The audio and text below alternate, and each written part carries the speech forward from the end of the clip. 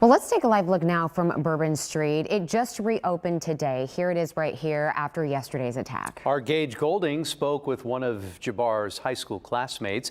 Gage is joining us from Bourbon Street. So Gage, what did you learn during that conversation?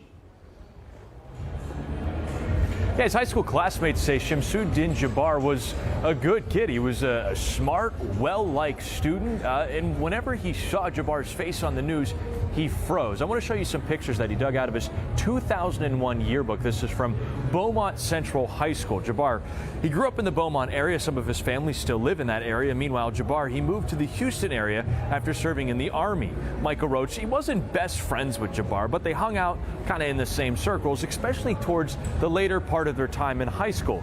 Here's what he had to tell me. He was the kind of kid that you went to school with, that you would expect to probably see him as the CEO of a company, a president of a company. I mean, he was just that kind of kid in high school.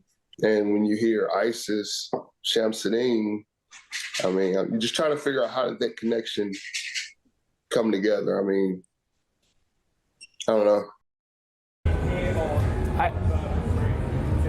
I asked Micah, hey, was there any red flags back in the day that you know, hindsight always being 20/20, that you look back on, you're like, huh, that's interesting. He said, absolutely not. Actually stopped me mid-question saying, absolutely not. I never would have expected this. He went even further to say that he kind of believes that he was set up, and not sense set up and framed, but more so he was convinced, persuaded somehow to not only follow this belief, but commit these crimes. That's something that he believes, I'm sure investigators will be looking into as well.